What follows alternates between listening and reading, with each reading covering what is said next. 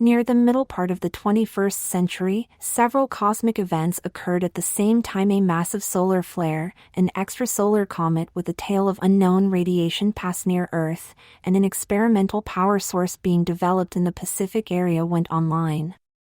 The results were unexplainable. Almost 7 million people, out of a population of 7 billion, developed some sort of superhuman ability. Some of these were physical, others mental, others could only be described as magical. Some made physical changes of greater or lesser degree, most did not. Power levels varied greatly also. With millions of so-called enhanced humans living on Earth, obviously life became very different, both for the recipients of the change and for those who were not. 13-year-old James Sullivan had left basketball practice at his middle school. He was in the 8th grade, and was walking home with his pretty cheerleader girlfriend, who had also just finished practice. James was one of the most athletic boys in the school, as well as one of the most popular. Jessica Davis was considered extremely lucky to have snagged him and was the envy of almost every girl in the 8th grade, and the 7th. Jimmy and Jess had known each other for years and had both become interested in the opposite sex at the same time and had set a school record in becoming a couple. While real dating was difficult at their age, they did go to movies, out for pizza, skating, and other easy activities fairly often, not to mention school dances. Jimmy had dark wavy hair, six-pack abs, was tall and possessed piercing blue eyes. Jessica had long blonde hair and had started developing in 6th grade. Neither one was conceited or mean. In other words, they were the perfect teen-aged couple. They were both somewhat exhausted from their practice sessions, so conversation was minimal at that time. When they arrived at Jess' home, he walked her to the door, kissed her, and said goodbye. He then walked home himself and prepared to take a nap. That's when the event occurred. Jimmy received a zap and fell unconscious. When he woke up, he found his entire world had changed. His and millions of others. What the hell was that? One minute I'm getting ready to rack out till dinner, the next I'm unconscious. Man, I feel really strange. As he stood up, he could feel a tickling on his neck and a strange weight on his chest, causing him to be slightly unbalanced. What he saw was the second major shock of his day. Holy crap, I've got boobs. And my hair is down to my shoulders. Please don't tell me I've somehow been changed into a girl. Please not that. He quickly pulled down his jeans to check out his most prized body part. Oh my god, just how the hell did that happen? And how the hell do I get switched back? Just then, the announcer on his favorite music radio station broke in with the news. It seemed that the phenomena of people being knocked unconscious had been simultaneous all over the world, with millions affected. Moreover, many of those had experienced physical changes, not all pleasant, and most had received some sort of superhuman ability. Some could fly, or turn invisible, exhibit great strength, or super intelligent, or even transmute or teleport matter. And other things. No one knew why, or how many, if it could be reversed, or if it was permanent. Jimmy thought, gotta find out if I can do anything. And just how the hell am I going to explain this to Jessica or even go out in public? And oh god, my parents. They are absolutely going to freak. Jimmy, or whatever name he was going to be called by now, stayed in his room until long after his father got home from work. His mom was already home. She was a teacher in one of the elementary schools and usually got home right after him. She was used to him taking a nap after practice, so she didn't wake him. When dinner was ready, however, she did knock on his door. Jimmy, dinner time, get washed and come on down. Oh crap, no help for it now. Maybe I should have shown Mom first she's a woman and maybe could have helped me out. Well, she still will have to. If I'm really a girl, I'm going to have, oh my God. I know how Jess gets sometimes when that happens, and I can tell. Please God, not that, he sort of prayed. He opened the door to his bathroom, washed up. He was grateful he didn't have to urinate, as he couldn't have handled that just yet, and walked down to the dining room, where his parents were waiting for him. Young lady, just who are you, what are you doing here, and where is my son? Is Jimmy cheating on Jessica with you? And he knows that girls aren't allowed in his room. Dad, Mom? You heard the news reports about millions of people getting zapped and changed? I'm one of them. I am your son, Jimmy. Both parents were in shock, but they did all manage to calm down and begin discussing Jimmy's problem. They decided that they would have to tell his school, but he could stay out for a few days, especially if the change was relatively permanent. Jimmy, his mother finished up with 2 things. We're going to have a series of mother and daughter talks so you can handle your new body.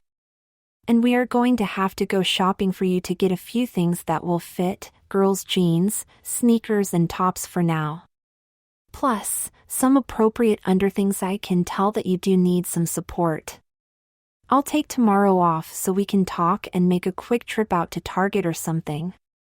Mom, I can't go out like this. I am a girl, for Christmas' sake. And just how am I going to explain this to Jessica? We'll invite her over tomorrow night after school so she can meet you. Winter ball date is probably off, however. Very funny, Mom. I thought so, but you have to try to keep a sense of humor and remember, over half the human race is female, most like it, and it does have its advantages. You'll find out if this lasts. By the way, you need a name. Jimmy won't do. How about Jennifer? Unless you have a better idea. I don't know what the government is going to do about this, what everyone's legal gender or identity status is going to be, whether new or previous for those who had this happen. But we'll find out and go from there. Okay, Jennifer is fine, Jen for short. And I guess jeans are fine for now. Please, no skirts or dresses. I couldn't handle the embarrassment. Even if no one else knew, I would, and I'd just die. Same with makeup. I know Jess and the other girls wear it, but not just yet. If it's forever, I guess I'll have to fit in, but not just now, okay? And I hate to say it, Jennifer, but we'll have to get you a purse, too, even for casual. There's a lot of things you're going to need to carry, including some personal feminine items. Assuming that you're going to need them at some point. Oh God, please just shoot me now. Why did this have to happen to me? And I hope that doesn't, but with my luck, who knows? And we don't even know if I have any abilities yet, or what they are.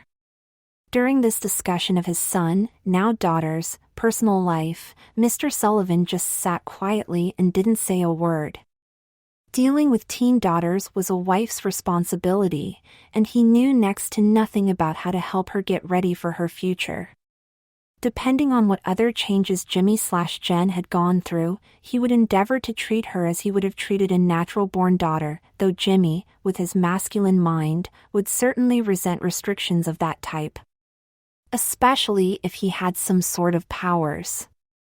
Eventually, the uncomfortable evening ended, and Jimmy went up to his room to watch TV, get changed and go to bed.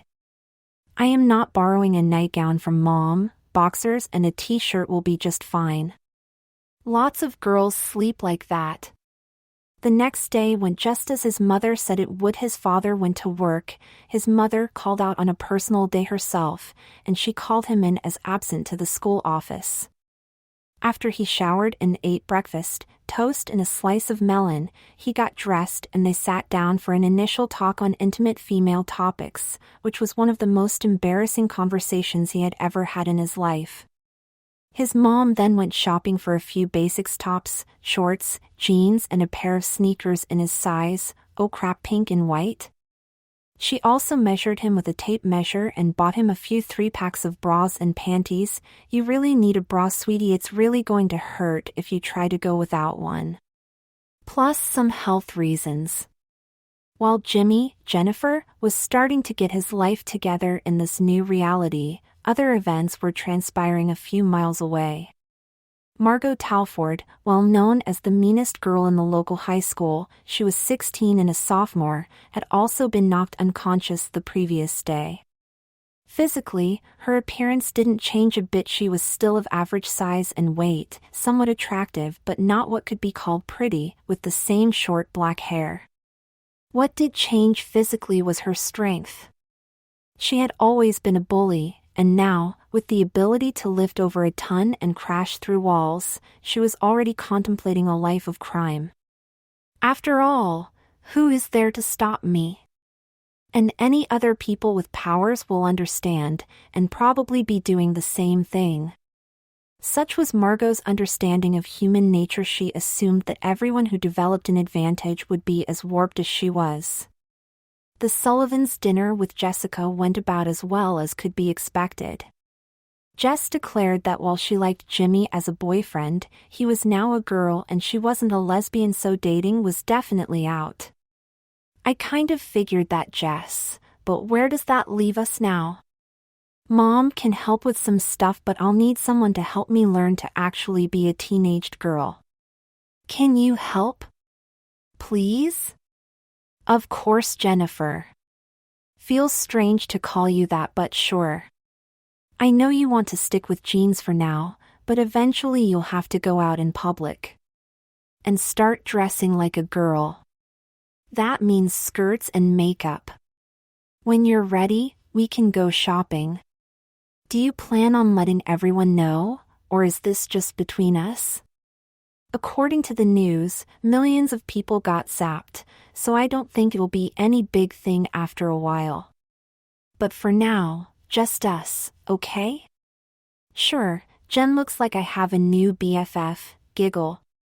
That weekend, the Sullivans drove out to a secluded spot in the woods so they could try out Jen's powers, if any actually existed. She had already determined that she had a degree of mind-reading ability, which was useful, but something a little more physical would be nice. After experimentation, she discovered she also could generate lightning, attract or repel metallic objects, could leap almost 100 feet forward or 30 up, had a degree of physical toughness and enhanced strength. Neither of the last two were what could be referred to as super levels, as several famous comic book heroes possessed, though they were considerably more than any human could match. A circus strongman couldn't come near her in ability. All in all, not bad.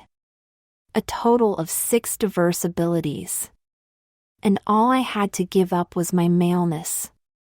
To be real honest, I'm not sure it was such a great trade, but I don't think there's anything I can do about it. Superheroes are just in the comic books, but maybe there's still things I can do to help people, without flying around in a cape, catching criminals. Geez, I hope no one with abilities decides to turn evil. Even with what I can do, they'd be a handful for the police or even the army. Margot's family was far from wealthy, and she had always envied those girls who could afford real jewelry. She wore mostly costume items from discount stores and such, so she decided that her first foray into crime would be to obtain some nice things for herself. She ventured into the next town with a bandana in her pocket and stopped in an alley outside a jewelry store, where she put the bandana over the lower part of her face. She then crashed through the wall into the shop proper, and began smashing the display cases and taking what she wanted. Rings, bracelets, necklaces, earrings, watches, and whatever else caught her fancy. She took over $1 million worth of jewelry. When the owner tried to stop her, she backhanded him, sending him against the wall and seriously injuring him. The other clerk, meanwhile, was calling the police. The police arrived, thinking they would have no trouble dealing with a teenaged shoplifter. They were wrong. While there were 4 of them, Margot hit them with 1 blow each, killing one, crippling another, and knocking the other two unconscious. Margot was no longer a bully and shoplifter, she was an armed robber, probably, the law was vague on that, and a murderer. Currently, her identity was hidden, though that probably wouldn't last too long. Jennifer lived in the same town as she did and could read minds over a short distance. Jen had also been enrolled in the local 7 to 12 school as a transfer student. It was inevitable that they would cross paths. The worldwide zapping and its effects was the main topic of conversation all over the world.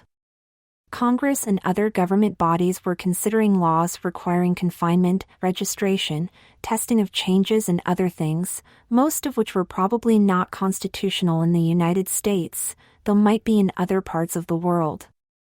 The few situations such as Margot's robbery, though she wasn't known yet, helped to spread the panic. Very few people considered that some of the victims could be either benevolent or at least neutral, they were all considered to be a threat. And Margot, even though no one knew she was a Chanji, certainly was. At least in the confines of her local high school. Some of the girls, the boys were mostly clueless in the matter, openly wondered how Margot, whose finances were well known, could afford such real jewelry as the diamonds and other gemstones she was now wearing on a regular basis. Those who wondered aloud generally received a punch or other physical admonishment from the aforementioned bully. Though she tried to be unobtrusive about her abilities, one day Jennifer had had enough. It happened when Margot turned her attention on Jessica Davis. Jen and Jess were standing with some other girls when Margot happened by, just as Jessica commented on Margot's beautiful necklace. Margot, being Margot, thought she was being dissed and talked about for being rather poor and took it in her usual manner. She controlled her blow but did manage to propel poor Jessica across the hallway into the wall, where she was stunned and suffered a severe bruise. "That'll teach you bitches to talk about me. The next one of you who opens her mouth is gonna get it much worse. Do you understand me?" Margot screamed. Jen looked at the situation and said to herself, "That's it. Her bullying ends here. Hey Margot, you want to try taking me on? Believe me, I can fight back. Back off, new girl, or I'll break your arm or worse. Try me." Margot. Jen thought with her toughness, she could withstand anything the other girl could throw at her. She was wrong, at least partially. Margot started with a charge at her adversary, which Jen could see coming a mile away. She used her jumping ability to dive over the older girl's head and rolled out on the other side. "What's the matter, Margot? Can't you catch me?" Words that only served to infuriate the bully further.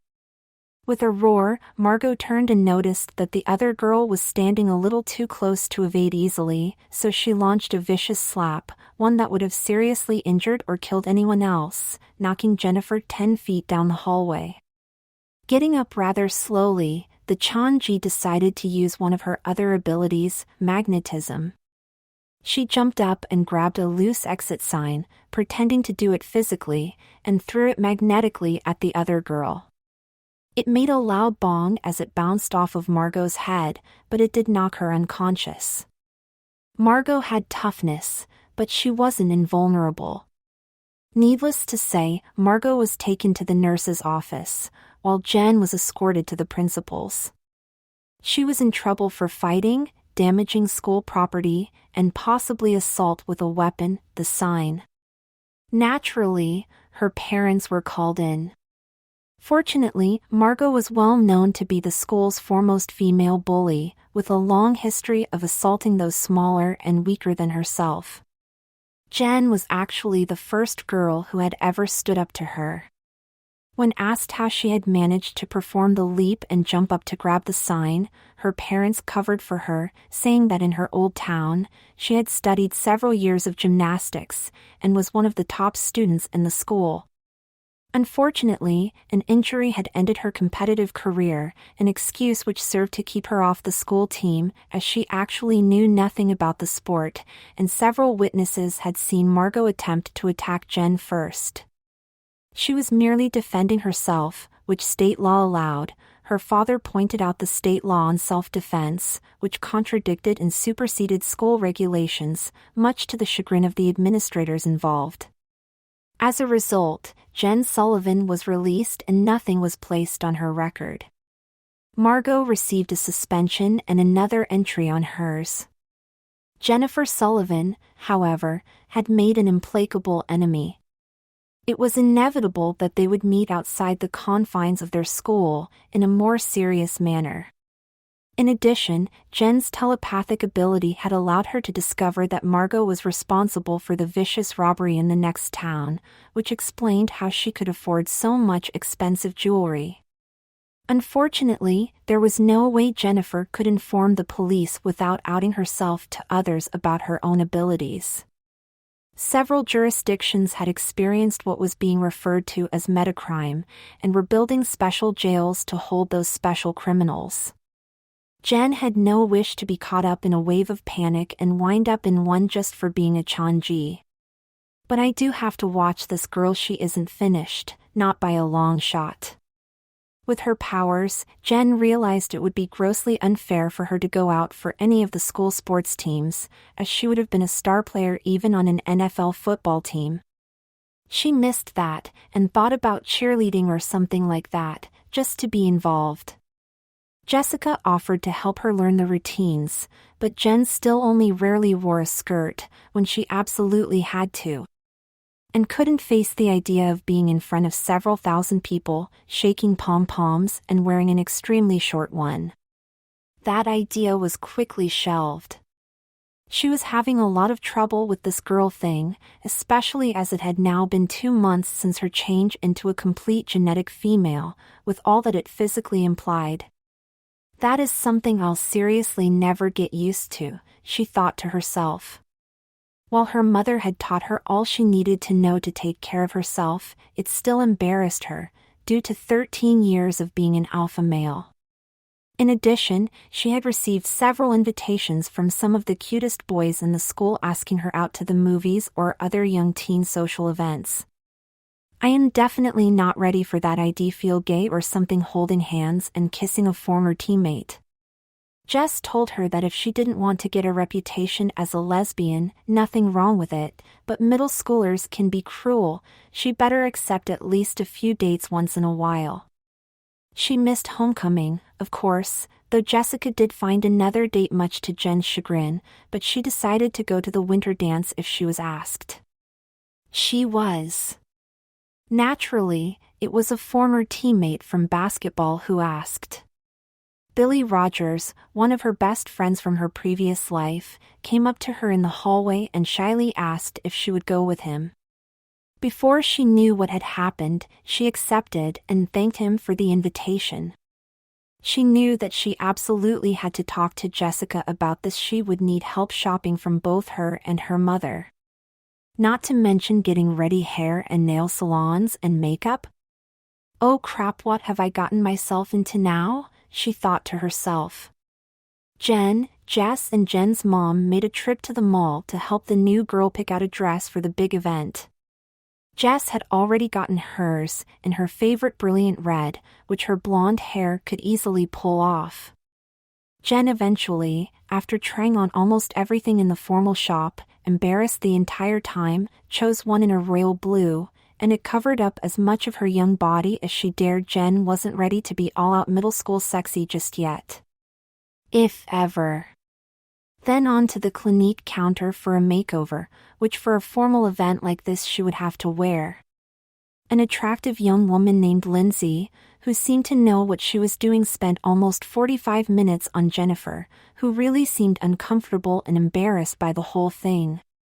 She was daubed, powdered, painted and lined till she almost couldn't recognize herself, and almost audibly groaned when her mother bought her one of each item that Lindsay had used on her, plus a few more tubes of lipstick just for later. And when am I gonna wear all this stuff, she thought to herself. I really hate this girl thing, Jennifer continued on. Having to sit almost perfectly still while her nails were lengthened and painted was just as bad, especially when her mom bought several bottles of polish and one of remover also for later. Jennifer was really missing her former life by this point. Oh my god, Anne, what if Billy tries to kiss me? The night of the dance came, though Jennifer was hoping for another catastrophic event. No such luck. Her mom helped her get ready, which took a whole lot longer than Jimmy's shower, shave and jump into a suit would have. After almost 2 hours of what she considered torture, her mom pronounced her ready to dazzle her date. Just what I always dreamed of, to get some boy all hot and bothered at a formal dance. I got to say, this really kind of sucks. I seriously don't think having my powers are worth all of this. Billy, driven by his father, came to pick her up, of course. Mrs. Sullivan insisted on the obligatory picture session that all mothers did before their daughters went to a formal occasion, another thing that irked Jennifer no end. Oh god, this is going to be recorded forever, even if I ever do get my maleness back? Please, please, please just shoot me now and put me out of my misery, she thought to herself. They got to the dance and found their table, naturally with Jessica and another athlete as her date, plus 2 other couples, all known to Jimmy from his male days. No one but Jess knew who he was now, though. And he wanted to keep it that way. The dance went as planned: soda/mixer hour, followed by a buffer supper, called by tables. Jess had to remind her not to take too much, as girls just didn't do that. After eating, the girls formed lines at the ladies' rooms that had been opened, which was more than the number of boys' lavs left open. Jess reminded Jen to fix her lipstick and blush after she washed her hands, just as every other girl in the room was doing. She was reminded that she would stick out like a sore thumb if she didn't. Tomboy was one thing, but not dressed and primped like she was. She danced with Billy, mostly fast dances, but a few slow ones in his arms, also another embarrassing situation she found herself in. She did try to relax, and while uncomfortable, eventually started to enjoy herself. Wasn't much else she could do. And she was right when Billy walked her to her door just before 11 p.m., the dance got over at 10, then the ride home, he did lean over to give her a kiss goodnight. Jen bowed to the inevitable, put her arms around his neck, and returned the kiss. Only one, Billy, this is only our first date, and I'm really not going to get a reputation for being easy. But it was fun, thank you for taking me, and I really enjoyed it. See you in school Monday, okay? They separated, smiling, and she went in her house. Yeah, Mom and Dad, we danced together, he held my hand and he did kiss me goodnight. I said he could ask me out again if he wanted to, and you approved. And yes, I do have to talk things over with Jessica. I really need some advice from another teen girl about social things. Anyway, let me get out of all this and ready for bed. Night. The next day was Saturday, so Jen went to the Glade for some powers practice. She was leaping and throwing objects and using her lightning ability to try to hit specific points, with the distance getting greater and more accurate as time went on. She could now pinpoint a target up to 25 meters away most of the time, and also control the amount of voltage she put into the bolt. It was a good thing she practiced. She was going to need her powers very soon. After several hours, she went home for a shower and some lunch. Right after that, her phone rang. It was Jessica. Surprisingly, she had already talked to her that morning about the dance and how she had reacted to Billy's kiss. Jen, you better turn on the TV. Margot is going crazy at the mall. She's going into store after store, taking what she wants and destroying what she doesn't. She's hurt several people and the police are there. They tried to stop her, but no luck. Can you do something? Jess, what? She's stronger than I am, and I don't want to reveal myself either. Change into that blue leotard and tights that I gave you, bring a change of clothes and give them to me. Try to stop her, then escape, change into street clothes and blend into the crowd. Jen, someone has to do something. Meet me in front of Aeropostale. Oh crap, now I have to dress up like a ballerina, just to keep myself hidden? But yeah, somebody has to stop that maniacal bitch, and since the cops can't do anything, looks like I'm elected. She threw a pair of jeans, a top and a pair of sneakers into a large tote bag and took off for the mall, after changing into her leotard and covering it with a windbreaker. She saw people leaving in a hurry, and even heard crashing sounds coming from inside. God, I hope Jess is all right in there, waiting for me. She ran in and found the meeting place, saw Jess and handed her the bag and her jacket, also putting on a small blue Halloween mask to cover her eyes, to hopefully disguise herself. Here goes nothing. Knock it off, you maniac, or I'm going to have to hurt you.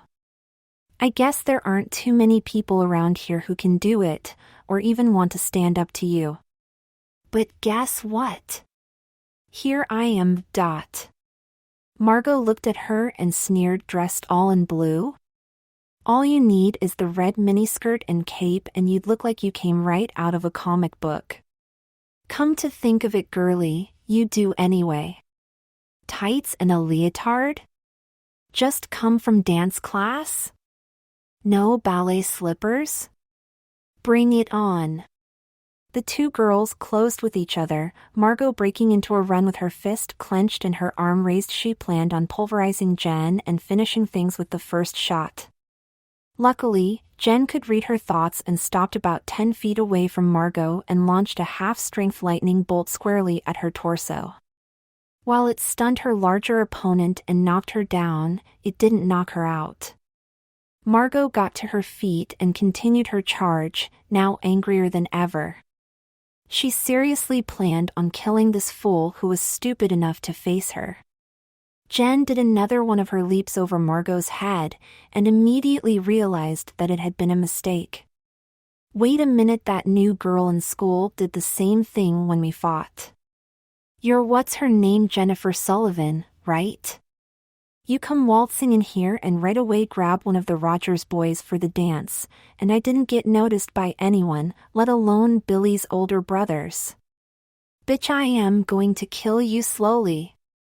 Margot wasn't unattractive, but due to her abrasive personality, obvious to all by now, she wasn't considered a dateable girl by any of the boys in the school by any means. They avoided her whenever they could. She, of course, thought it was because she was poor, and resented anyone who was financially better off than she was. I don't think a half-strength bolt is going to stop her, but a full strength might kill her, and I don't want to get busted for murder myself. Let's try about 3/4. The bolt went out, seriously staggering Margot, and almost, but not quite knocking her out. She used the last of her tremendous toughness to get close to Jen and launch the hardest punch she had left. It hit, and it hurt. But due to Margot's weakened state, it didn't kill Jen, or even seriously hurt her. Since Jen also had heightened strength, though not in Margot's class, she fired off a vicious punch of her own, catching the other girl at the point of her chin, and knocking her totally out. Jen only had a short time to find a way to restrain her opponent, so she ran into the hardware store and grabbed a few lengths of the heaviest chain they had, plus a few padlocks. She trussed Margot up quickly and chained her to one of the giant steel pillars holding up the second and third stories of the mall in a way that prevented her from gaining any leverage. With the police charging back in, she needed to disappear. She and Jess ran into the closest clothing store. Jen grabbed her clothes and quick changed in the dressing room. The two could say they were hiding from the chaos. They took a quick look, saw the fire door and ran outside to hide in the crowd, though it did set off an alarm. However, since they hadn't stolen anything, even if they were searched, nothing would be found by store security. They hoped. God, Jennifer, that was fantastic. You really should consider doing this all the time. Being a teenage superhero, you're a natural, Jessica gushed. No way. After this, anyone who is changed, especially if they have any sort of high power level, is going to have a target on his or her back. While I'm sure most of us just want to live our lives and be left alone, the government, being as paranoid as they are, isn't going to think that way. If I get caught, I'll be in a lab or prison cell before I can say goodbye. I'm going to try to settle down and just be a normal teen girl as much as I can. Doesn't look like I'm changing back anytime soon, damn it. Jen, what's wrong with being a girl? I've been one all my life, and I love it. I'm sure you will too, just give it time. I don't think so, Jess. A lot of it is a pain in the ass, especially having to have periods. I know you've had them for a couple of years now, but it's only been 2 months for me, and I think it sucks. I really want my Y chromosome back. I mean, I know I'm not really a target for any kind of assault, and with my telepathy power I can go pretty far in life, but I still really don't like it. The conversation between the two friends continued until they got to Jessica's house, where they went inside and listened to some music and watched a movie. Around 5 p.m. Jen went back to her house to explain the whole adventure to her family. The state the 3 girls lived in was one of those that had begun constructing special jails for enhanced criminals. Margot, being 16, was considered an adult, and could be incarcerated in an adult prison. Because of her strength, she could probably break out of any sort of normal cell, so a special one was constructed for her. It was 20 feet underground, with steel walls a foot thick. There was only one way in, a single ladder that was withdrawn once she was safely confined, and the door itself was a foot thick. There was a single overhead window for observation, and a slot so that food and other items could be passed to her, and then withdrawn as necessary. She had access to a computer, but not the internet, plus music and books. She could talk to her family by telephone, and they could visit, but not touch her, every Saturday. The authorities were taking no chances on her or any other enhanced criminal escaping. They were too dangerous. And with her convictions for murder, robbery, and assault, they planned on keeping her in the cell for a long time. Of course, other people had plans, too. Including some other antisocial changes with various gifts, who decided that Margot's great strength was just what they needed, so they decided to stage an escape. One particular group of enhanced would-be criminals had several members with minor abilities that were helpful but not necessarily overwhelming to others. 3 members, however, were exceptionally dangerous. One had the ability to turn immaterial and pass through anything, S1, along with anything she was holding or wearing. Another had speed powers, almost equal to a famous comic hero. Other people would seem to be standing still while he was seemingly invisible, and another could change his form to almost any human of approximately the same size, with clothing changing to match. He couldn't duplicate powers, but disguise was dangerous enough. He had already committed several robberies and then simply disappeared by changing his form, while the girl naming herself whimsically as Ghost was becoming rather wealthy due to a series of bank vault burglaries. The 3 had connected with the intention of freeing Margot and achieving some sort of vaguely defined world power. After all, there weren't many people who could stop them. Even most of the changes didn't really want to try. Except maybe for young Jennifer Sullivan, for whom life was becoming one big adventure. She had rather unwillingly decided that since she did have powers, she might as well use them to help people as best she could. But she couldn't face an entire group of other enhanced people. If it came to open battle, she'd need help. She was, however, beginning to work more openly as a crime stopper, not necessarily against other enhanced individuals, but in general. She still wore the leotard and mask when she appeared, but she and Jessica were seriously trying to think of something more appropriate. Jen wasn't, after all, a super-powered ballet dancer, which was kind of ludicrous. What she wore was comfortable and held up enough for what she was doing, but she really needed something a little more serious. Oh well, that will come in time. I don't plan on doing this forever. I really don't even want to be a girl forever. I really hope science or magic or whatever can find a way to reverse this. It's still really embarrassing, especially when I have to wear a skirt. Jen thought to herself. One problem Jennifer took upon herself was solving a series of nighttime assaults on women, mostly younger attractive ones, who were foolish enough to venture out alone after dark. She reasoned first, I can read thoughts of anyone I come near. Second, I can certainly defend myself using my strength and agility. Too many girls have been attacked, and since I'm currently stuck as a girl, I kind of have to take that personally. It's going to stop, and it looks like I'm going to have to be the one to do it. The leotard isn't going to cut it, though, she thought to herself. She decided to go out that night, okay, so her parents wouldn't approve, but they really couldn't stop her. She wasn't even going to tell Jessica until it was all over. She decided to make herself as attractive, sexy, and vulnerable looking as possible. That meant her black miniskirt, a tight top, and heels. Yuck, I hate those things. She thought, and way too much slutty makeup. Around midnight she slipped out of her room. She could be very quiet when she wanted to be, and held her shoes in her hand while she ran to the area of town where the attacks had occurred. That didn't take long with her powers. She slipped her shoes on and began to walk down the street, making a target of herself. She got a lot of looks from some unsavory-appearing individuals, but her telepathic abilities let her know that while they might look and think about things, they weren't going to attack her. What she heard them thinking, however, made her skin crawl. Oh God, is every male in the world only thinking of one thing? I was never like that with Jessica, okay? I liked to look and fantasize someone I was alone, but I was never that gross. Was I?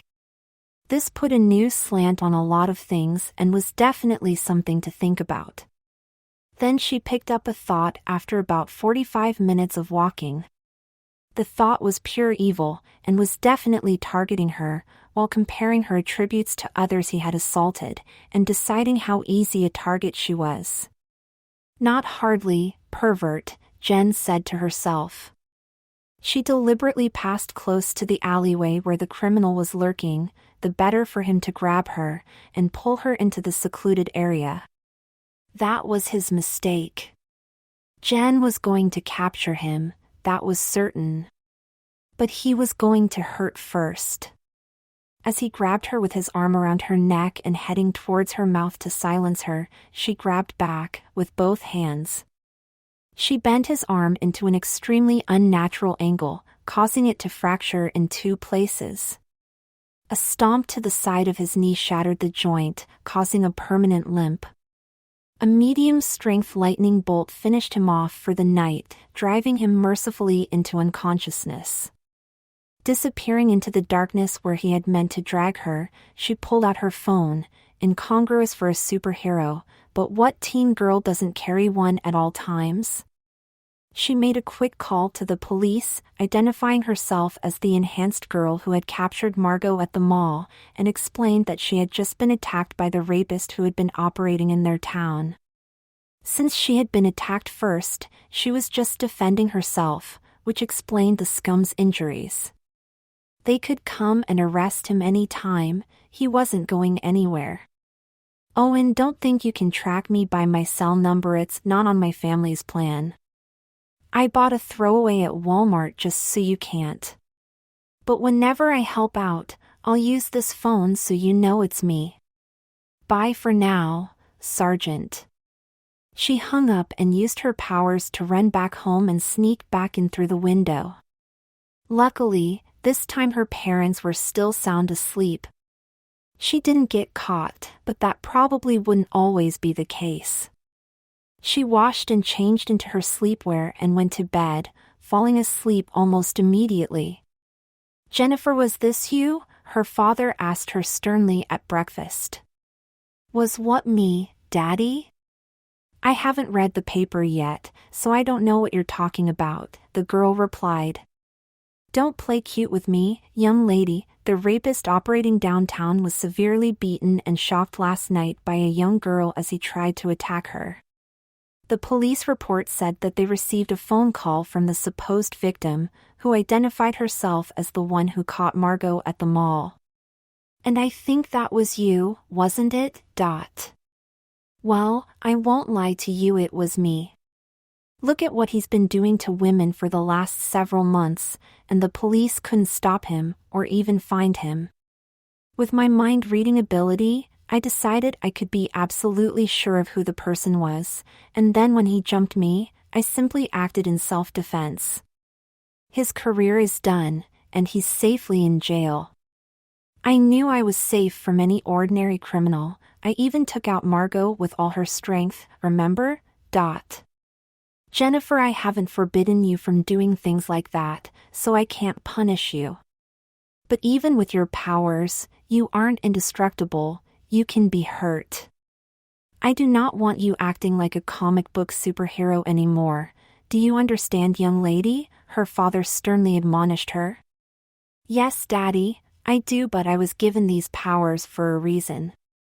No one else could have stopped Margot. She was already a killer, remember? And the police couldn't find the rapist, only my telepathy managed to identify him. I promise to be careful and stay hidden. I'll only solve low-level problems, but I really need to be useful. I can't do sports, I lost my maleness, I need something. This has to be it. Please? Jennifer pleaded. All right, we'll try it out, but only with specific permission, you understand? Before you go into action, you ask me or your mother every time. Thank you, Daddy, and I will. So officially began Jennifer Sullivan's official career as a superhero, or whatever the non-comic name for whatever she should really be. In the meantime, Ghost, Speed Demon, and Presto, from Presto Chango, a play on words, hadn't forgotten Margot Talford still sitting in her special cell. They were formulating a plan that would get them inside, probably using Presto to impersonate one of the prison officials to open a door and leave it unguarded, with Speed Demon knocking out all of the guards and disabling all of the security cameras. Ghost could get inside the control room and unlock Margot's cell and automatically lower the ladder, then the group would make their escape. The group had plans for the psychotic 16-year-old, but what they didn't know was that she had plans of her own. Plans that included the demise of a certain teenaged girl who had put her in the cell and thwarted her ambitions to be rich and powerful, as Margot felt that she had a right to be due to her strength. The two were most assuredly destined to meet again, and Margot was determined that her nemesis would be dead at the end of the encounter. Hopefully after a lot of pain. Time passed as usual for the group of teens. Jennifer and Jessica stayed best friends. They both went on dates with admiring boyfriends, Jennifer mostly with Billy. It was easier than jumping from boy to boy. Margot seated in her cell, and the criminal gang committed crimes and plotted more. Most other enhanced individuals did their best to remain hidden, though some did venture into the do-gooder role, depending on their powers. There seemed to be a lot more powerful criminals than heroes though, so Jen and a few others were kept busy, though there was no formal association between them. Then, during the summer after 8th grade, Jennifer and a few others received unexpected telephone calls, Jen's coming over her throwaway cell phone. It seemed that the government had finally realized that they were being aided by some of the changes, both in stopping normal crimes and against enhanced criminals. They wanted to formalize the relationship with the good ones, especially the most powerful among them, and give them what aid they could, in return for the group accepting specific tasks when asked to. Jen sat down with her parents to discuss the proposal, pointing out that it would legitimize her status, both as a Chanji and as a law enforcement official. Their final decision was that they would try it, hopefully without revealing her true identity to the government, though her teammates might have to know it. The date for the meeting was set for a day in August in Washington, D.C. Jen wanted to know if they would be assigned or have to choose code names, or could they remain anonymous. That hadn't been decided yet, she was told. As far as what to wear, her blue leotard, tights and flats would work just fine, at least at first. Possibly uniforms would be designed and issued later, but that hadn't been decided upon yet either. All the government knew was that it needed help from the so-called supers, and they needed it fast. This became quite plain when the aforementioned plan to help Margot Talford escape was put into action, quite successfully for the criminals. Unfortunately, several guards and other staff members were killed in the execution, all but one of them by an enraged and definitely psychotic Margot, now going by the code name Herculia, for her prodigious strength. So now there was already in existence a group of enhanced criminals, with varied powers: Ghost, Speed Demon, Presto and of course Margot/Herculia. The new group of good guys was needed urgently, and soon. Among the heroes who answered the government's call was a young girl who had the power to track anyone or anything over any distance, a man with the power to turn his body into some kind of plastic or rubber, with stretching abilities to match, a pair of mixed twins with opposite powers. She could create extreme cold and ice, her brother could create an extremely hot fire. Another girl had a limited ability to foretell the future for approximately 24 hours. She could have become rich on the lottery or other gambling events, but her own personal code of honor refused to allow it, though many people would have liked to kidnap her and force her to use her powers. Joining the group provided her with a measure of safety. Just for fun, the group chose to style themselves the Protectors, though mostly in private they had no wish to be a joke from a comic book. This undertaking was deadly serious, especially with the 4 dedicated criminals on the loose. They did hope, however, that others would choose to join them as time went on. They could use the help against what they were facing. Their first venture out as an organized team occurred when Gypsy, the code name for their seer, foresaw a robbery by Speed Demon, who would be very difficult to stop due to his super-enhanced speed powers.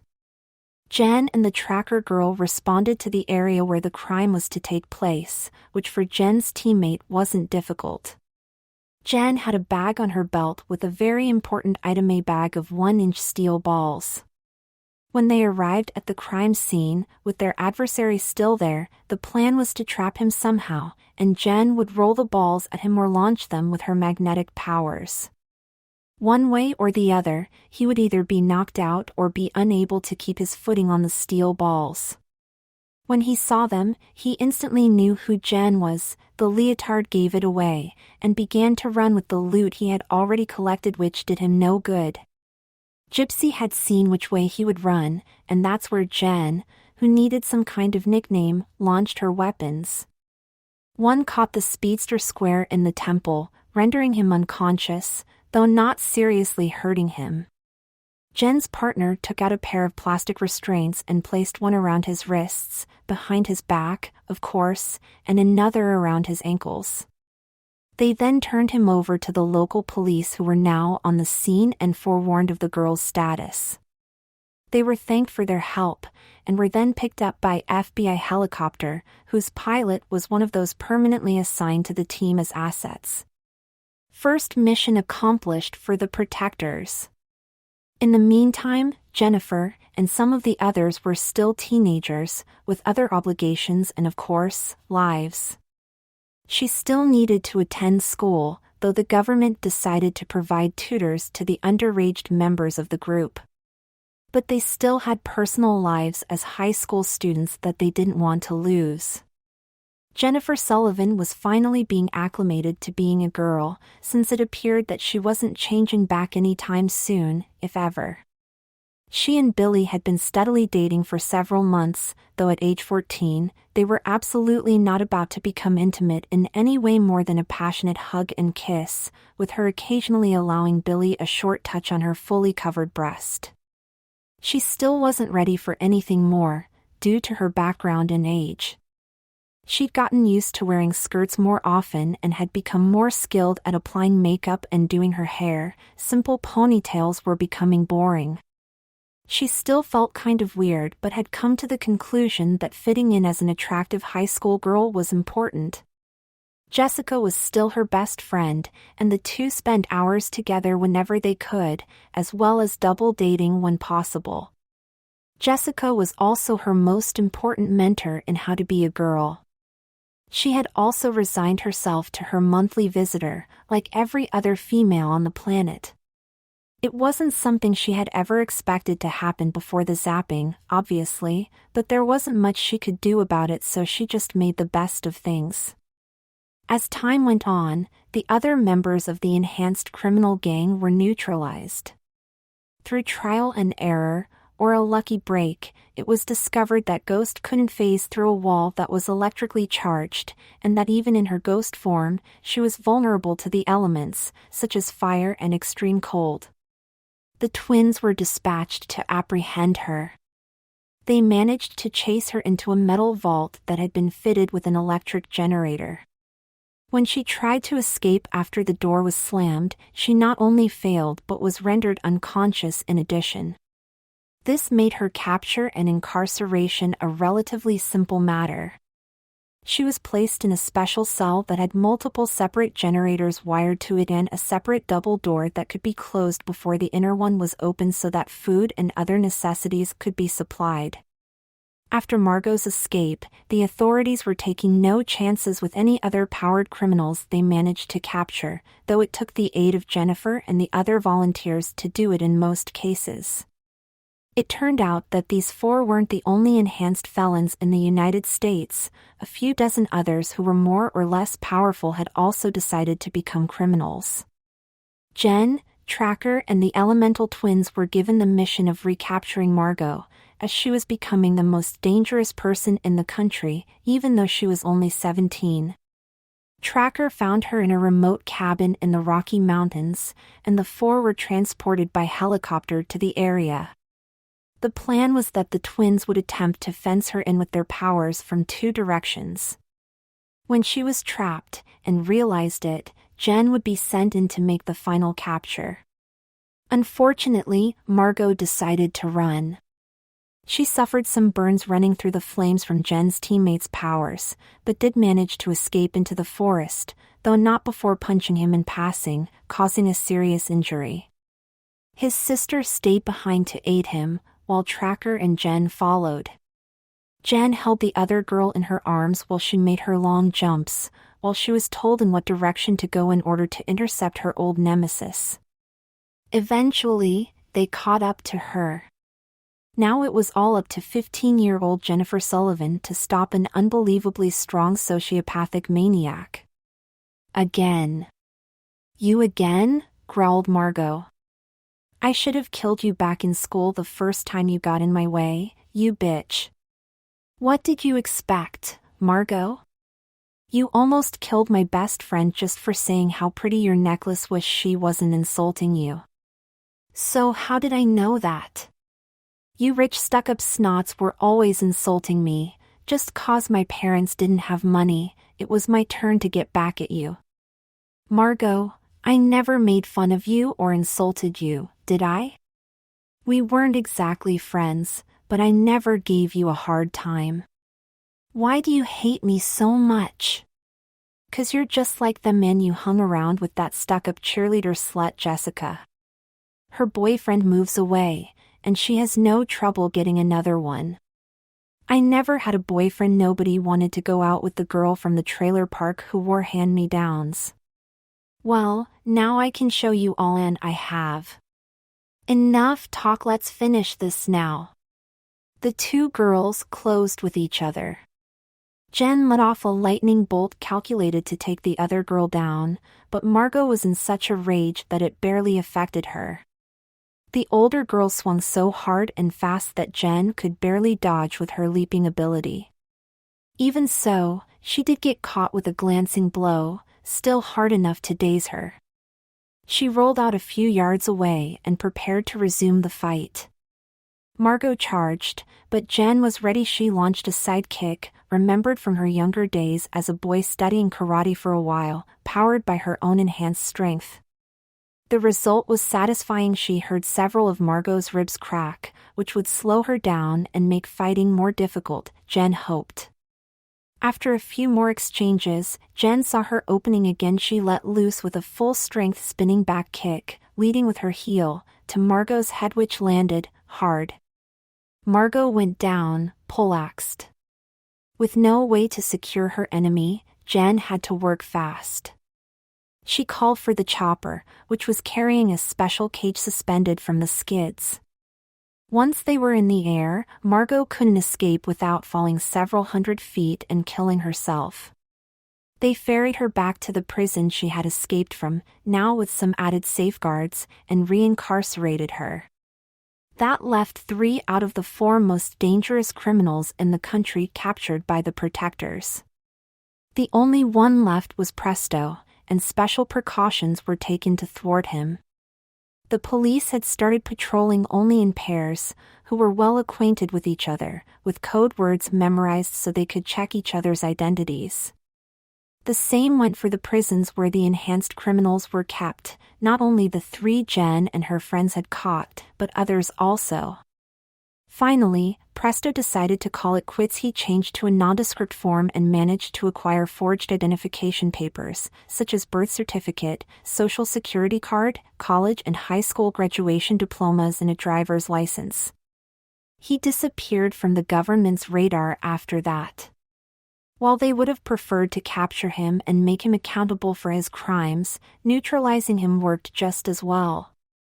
The protectors continued to do their jobs for a time, with new members drifting in and older ones taking a more limited role. As the number of enhanced criminals dropped, they found that they weren't as necessary, and that the government was developing methods of dealing with most of them. They were only called in when an extremely powerful individual was encountered. In the meantime, they lived their normal lives, which for Jennifer meant high school and then college, and of course, marriage and a family eventually. Her romance with Billy, begun in 8th grade, didn't last, of course. She actually wound up dating, falling in love with and eventually marrying one of her teammates, Fireball, one of the twins. Jessica was her maid of honor, and she was Jess's, and the other girls on the team were her bridesmaids. By this time, changes all over the world were marrying and having children, none of whom ever demonstrated enhanced powers. So, Earth's brief flirtation with real-life superheroes and villains ended in approximately 80 years, as the last of them finally passed away. Unless, of course, one or more had eternal life as a power? Who knows?